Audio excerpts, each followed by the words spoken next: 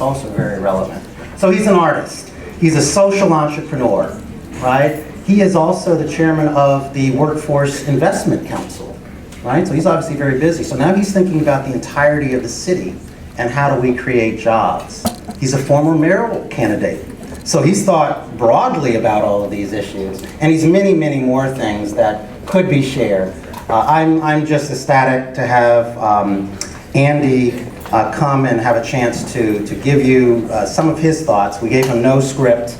It's really whatever he wants to share, and maybe even we'll reserve a little bit of, can you do Q&A? Sure. You sure? It's a tough crowd. I saw him early. Okay, so we'll do a little Q&A. That's right, he ran for mayor. Yeah, there's nothing like this.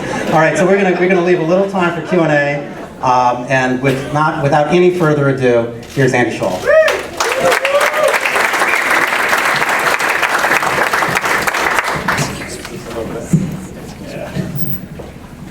Well, thank you very much. Good afternoon, everybody. Good afternoon. Having a good time? Yes. Great. I'm proud to say that we just signed the lease on the final lease, and we're going to have the groundbreaking for the Anacostia location tomorrow.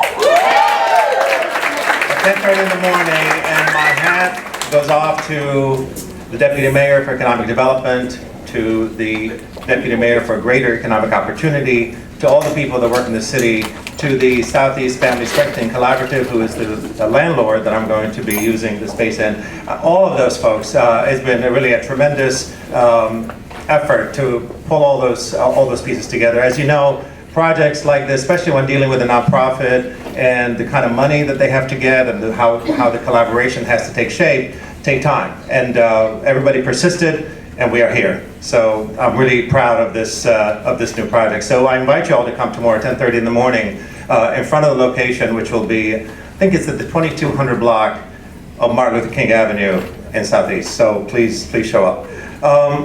I thought I was going to speak on the other stage, but I think I got like the children's stage here, which is perfectly great. But it was I just saw Sashmo at the Waldorf over there, and I think part of the reason why they want me here is because there was so much cussing at that show. They were afraid that I would just like channel that. So I heard the word motherfucker more times than I could possibly imagine. So I just want you to know that I have to get it out of my system, otherwise I won't be comfortable. But Ari Roth, of course, is here. He's the artistic director for that wonderful theater group called Mosaic that put together shows like Sashmo at the Waldorf. So thank you so much, Ari, for what you do.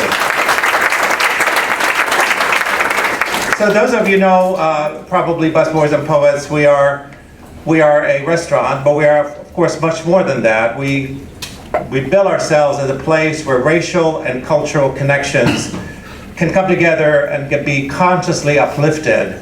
A place where art and culture and politics can actually collide with one another and create amazing sparks. We are a place where we say for people to take a deliberate pause and feed their mind, body, and soul. We believe by creating space like this and spaces like that, we can actually begin to transform our little corner of the world and eventually transform the world in a good way. About 15 years ago, the founder of Atlas, Jane Lang, gave me a call. I had a place called Mimi's in DuPont Circle. And she said, Andy, I want to show you something. She said, I'll pick you up. She came and picked me up in her own car, brought me here. We parked right in front of the Atlas. The sign was all crooked. There was a padlock on the door. I remember her unlocking the padlock and opening the door. We were met by pigeons and broken chairs and trash and a few unintended skylights in the space. And I remember her speaking to me about her vision, about what this place would look like. And we were like soulmates. We understood each other so well because she did create a place where racial and cultural connections can be consciously uplifted, a place where art and culture and politics and all these things can actually come together and collide, and a place for people to come and take that deliberate pause and feed their mind, body, and soul. This is the space that she created. This was 8th Street. This was 8th Street back then. And of course, 8th Street is very different today. I just had lunch at Marketo, delicious. So I see the amazing changes that have taken place here. the hipstification of DC is very real. It's happening right here. I know that we were recently voted by Forbes magazine, or named by Forbes magazine, that we are the coolest city. You've heard that? We are the coolest city in America. I thought, when I heard that, I thought, I thought it's only downhill from there, like, what can you be other than the coolest city, right? It's gonna be downhill. So I was interested in finding out, like, what did they base their criteria on? So they based it on 4 different things. One was entertainment options, okay? So they said we have a lot of movies, a lot of theaters, a lot of parks, a lot of places for people to hang out and just chill. So great places for that. They also based it on food. We're a foodie town. So there are great restaurants, great cafes, there are breweries, there are farmers markets, there are distilleries, everything, right? Really cool spots. And then they said that we are also a youthful city, that we have more people between the age 20 and 35. And apparently you have to be young to be cool. Well, fuck you, Forbes, because I am more than 40, I'm more than 35 and I'm cool, so I don't care what they say. All right? So that's my shout out to Forbes. Yes, I see a fist up in the air. Right on. And then they also said that one thing that makes us cool is that we are diverse. We are a diverse city. And of course, anyone that, the census has come out with all kinds of numbers that are changing. The diversity is changing in this city. We don't really need to see the census to recognize what's happening around us. We live in Adams Morgan. I remember like 7 years ago, the elementary school near our house was all white kids. Just a couple weeks ago, it was all black kids. Just a couple weeks ago, it was all white kids. It's just an amazing change that happened almost with a flash. It's happening throughout the city, all these changes. And those are things I think that we have to be really mindful about, because we can't continue to call ourselves a cool city if we continue to push people out. We can't continue to call ourselves a cool city when 60,000 people in this city are functionally illiterate and really have no chance of staying. We can't call ourselves a cool city when young black men and women are unemployed in the double digits. So when I took on the role of the WIC, we spent tens of millions of dollars on workforce investment in the city. A lot of money, over $100 million. And yet no one seems to know the flow of the money, how it moves. And a lot of stuff happens because of certain policies and certain barriers and certain things that are just bureaucratic cobwebs that get in the way of people advancing. So the first thing I did when I took on this chairmanship is I met with the WIC staff and I said, look, I don't do government, all right? But I said, logically, if a policy gets in the way of even one person getting a job, it's probably a shitty policy. Get rid of it. And it was like a mind-boggling idea, like, wow, if any policy, if you're a workforce investment council and you have policies that prevent people from getting jobs, clearly that's not a cool thing. All right, we need to do that. Anybody that works in government, you all get into government because you appreciate public service. You want to serve the public. I urge you, if there's a policy there that prevents you from doing public service, speak out. Either get rid of it, change it, or do something about it. So that's really an important element I think that we have to all understand, is that it is not cool for us to continue to have a city that has such a high unemployment for a certain sector of the population. It is not cool for us to have a city that continues to have such a huge gap between black kids and white kids when it comes to schools. The numbers come out, they look really good, but when you go deeper under the numbers, they don't look so good. And if we're talking about having a city that's going to be diverse, that's going to stay that way for a long time, we have to make sure that kids are educated properly so they can be here in this city and find jobs in this city and stay in this city. So it's not cool to do that. And it's not cool that we continue to pretend race doesn't really play a role in everything that we do in this city. Race, to me, plays a role in everything that happens. The fumes of racism permeate every part of government, every part of popular culture, every part of economic structures, every part of social institutions. It is part of our DNA in this country, and it's no different here in DC, and we have to be mindful of that and constantly bring it to the forefront. Because oftentimes when things happen, you don't know why they happen, but there's a feeling about it. And sometimes it has to do with race. Today, black families still have to have the talk with their kids. And the talk, I'm not talking about, don't have sex. I'm talking about the talk is about race. It's about what you have to do as a child when you walk on the street, because you're still going to face racism on the sidewalk, in the playground, at the school, at a store, while you're driving. All of these things still continue to happen today here in the city. So that's not cool. We have to make sure that we stop that kind of behavior and that kind of acceptance of that type of behavior that goes on. And of course, the big word here that everybody's talking about it, it's the elephant in every room about economic development, is gentrification. The whole idea of gentrification, what that means, that unless we put race in front of that, then we're really talking past each other. That's an important element about what happens. Gentrification is very real to people. And what I'd love to see is, before you all go home, is to convince yourself and understand and believe that gentrification is not the same as gravity. It's actually controllable. It's actually changeable.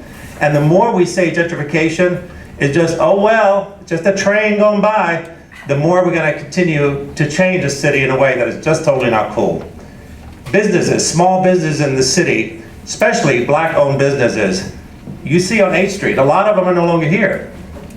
And there are businesses now in the city that are having a very difficult time trying to make ends meet. I want to shout out to Desiree Van Friedrich. Are you here, Desiree? Where are you, Desiree? Okay, I want you to come up. Now, Desiree owns a place called Nomad Yard. Nomad Yard is an incredible place that is a vintage place for fashion, for collectibles. Okay, something the city has never seen before. This woman single-handedly put this thing together. She employs a whole bunch of black women and black collectors and people that are in the business of the fashion industry. She brings incredible amount of style and flair to a city that is in desperate need of style and flair. I mean, am I lying here? Okay. I mean, seriously. Now, this woman is at the verge of being evicted from her store. Now, this is not to blame a landlord or anything like that. This isn't about trashing anybody. But we have to figure out ways that people like Desiree, who bring such a huge value to what makes the city a cool place, we have to make sure that people like her don't go running down the street. We have to make sure this woman, Desiree Van Friedrich, anybody that has the capacity to make this happen, please do it here, today. This woman needs to stay in the city because she brings a value that is far more than just one single bottom line. We're talking about triple, quadruple bottom lines here. She brings a bottom line that no one else brings to the city. An incredible sense of style, an incredible sense of taste and flair and opportunities for people that want to go into the fashion industry. She is the one. Thank you. Thank you very much. Really. And lastly, I want to talk a little bit about the Black Lives Matter movement. I know this is like he's saying, where the hell is he going with all this? The Black Lives Matter movement, is something that a lot of people are a little confused about. Because a lot of times when I talk to white friends, they think that Black Lives Matter means other lives don't matter. And I understand the concern, but we decided as a business, Busboys and Poets, take a stand. We are in support of the Black Lives Matter movement. We believe in that movement because we think that movement has a really important point in history today, right here in Washington, D.C. That we, all of us, as businesses, as business owners, as people that intersect with so many people, have to get involved in this race dialogue. We decided a few years ago at MySpaces, we decided that the most important thing that people need to learn in the restaurant business is racial interactions. Now, you might think, like, what does restaurants have to do with race? Well, go visit the African-American Museum, you'll see what they have to do with race. A lot. And that legacy doesn't just disappear overnight. That toxic stuff in all of our heads continues. And people in weird ways interpret it in a strange way, and it affects everything that they do. So we have the talk. When people come to work for us, at the orientation, we talk about race. And we don't talk about race like diversity training. I'm sorry if there's any diversity trainers here, but it's worse shit, that kind of stuff. I'm serious. I've been to enough diversity training to want to throw up, but I know you guys probably do great work. I apologize again for being so out of step here, but honestly, it has to go deeper. This is deep tissue stuff. This is not stuff that you can just like surface it, check off boxes, and avoid a lawsuit. This is not what this is about. This is really about making systemic changes that have to happen in the city. And we talk about race as it relates to food, as it relates to food service. Some things that you may not even consider, like for instance, if you have an empty restaurant and a black couple walk in and you see them way in the back in the corner, they see it very differently when you have a white couple come in and you see them way back in the corner. The white couple thinks, I got the whole restaurant to myself, that's the cutest little place I've ever seen. And the black couple think, you're not seeing me back here. And unless they speak up, the other stuff starts happening. So they start, giving bad energy, and the bad energy translates into bad service, and the bad service translates into a bad tip. And guess what? When it's all said and done, black people don't tip well. That's what ends up happening. So we talk about these things very honestly and very openly. Black people are really good tippers when they have good service, like every other human being. And that's the stuff that gets left out. So we have these conversations all the time with our staff, and it's a challenge. It's not something that's easy, and I know it's something that requires finesse, because a lot of times people are afraid of a lawsuit or afraid of something might happen. We don't care. You want to sue us? Go for it. But we actually go for it. We actually go for it just like that. We tell people this is what has to happen. So we have taken also a stand, because some of our staff, it's very interesting. Some of our staff is very active, they're activists, and we tell them, bring your full self to work, and you got to be careful what you ask for, because they really do, and so they bring their full self, and they start writing on the checks, hashtag Black Lives Matter.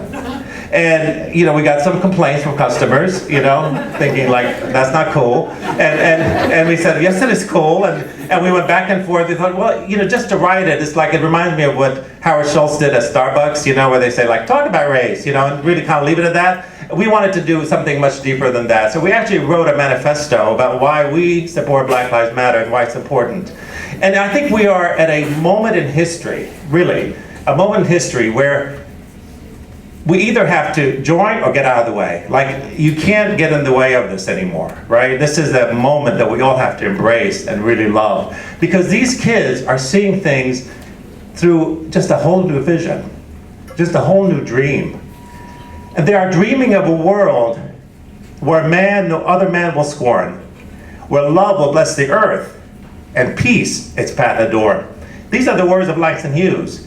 They dream of a world where we all can share in DC's freedom ways, where greed no longer saps the soul and avarice blights our way. The world they dream of black and white and others, whatever it may be, will share the bounties of DC, and everyone is free. This is the dream, this is the world that they dream of. I dream that world too, and I want you to join them in that dream. So thank you so much for giving me this time. Thank you.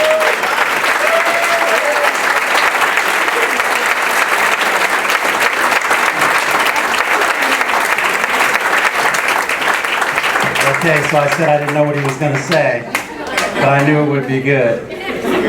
This is real, right? This is real stuff we're talking about today. Everything today is real. I did also promise that you all could do Q&A.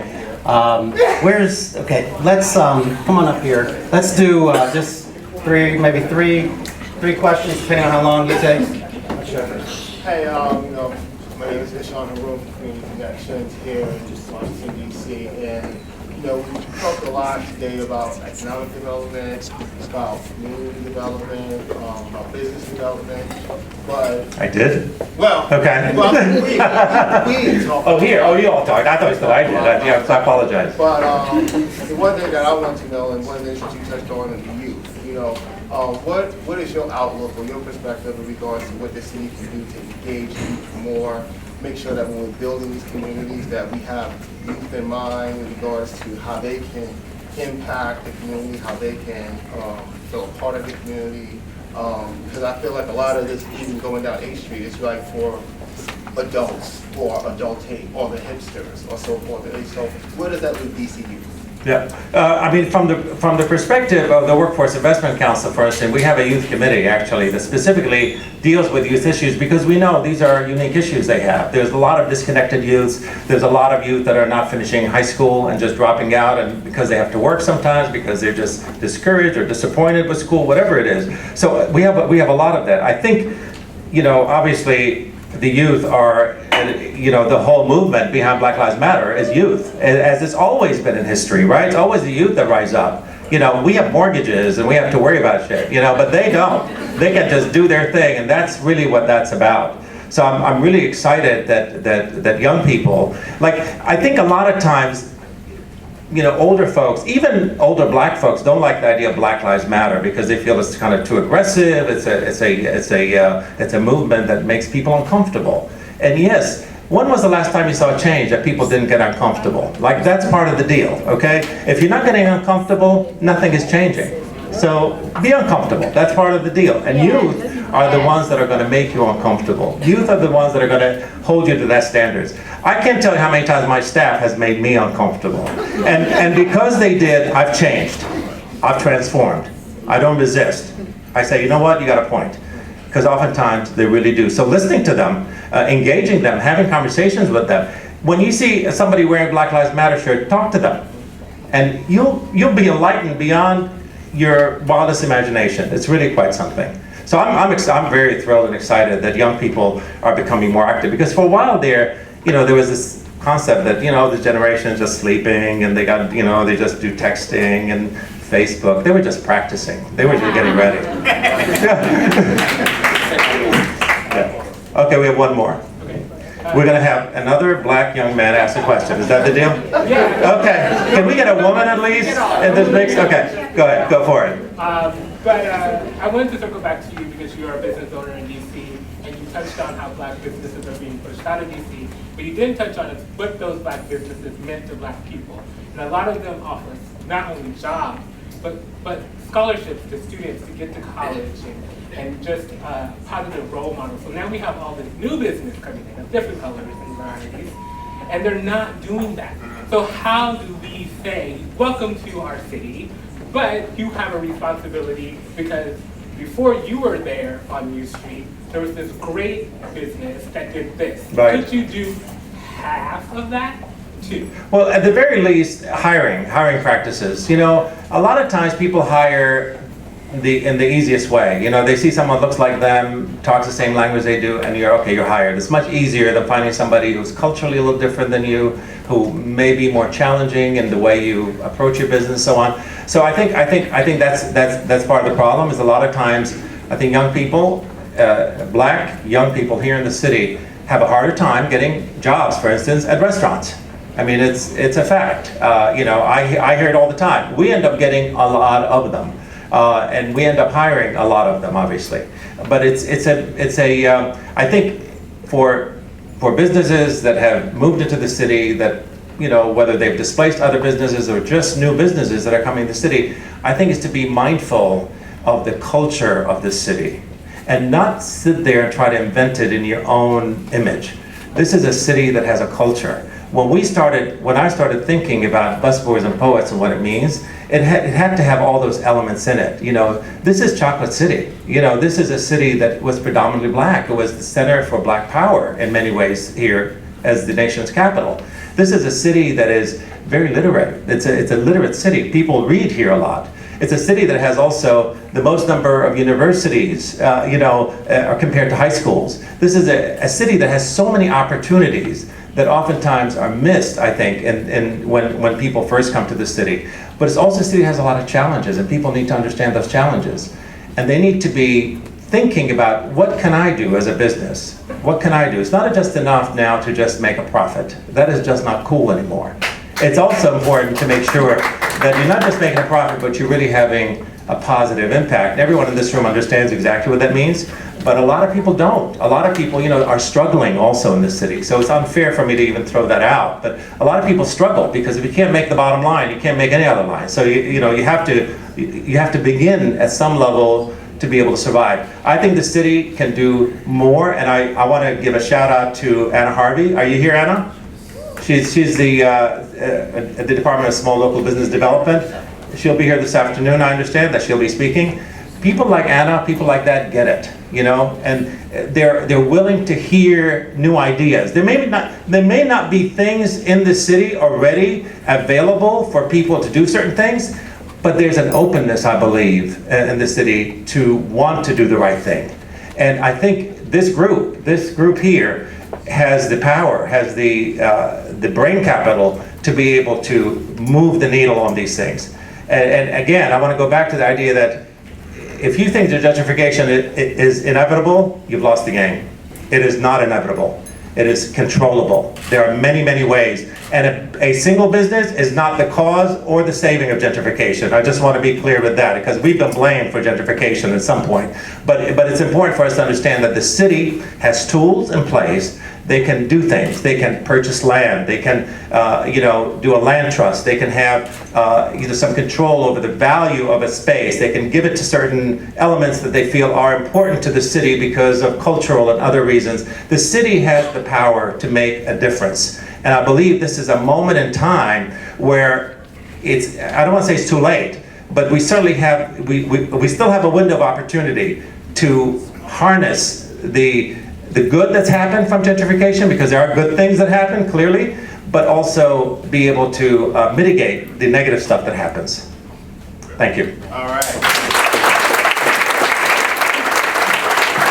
Okay, so I broke all the rules and allowed us to spend quite a bit of what I think is really important time putting some issues front and center. Remember, this group, your intention is already there, right? So I think a lot of things we're talking about are intentionally approaching problems intentionally and coming up with solutions in partnership. That's why you're here. I want you to continue to do that. Take something away from this and do something, right, the entire day. So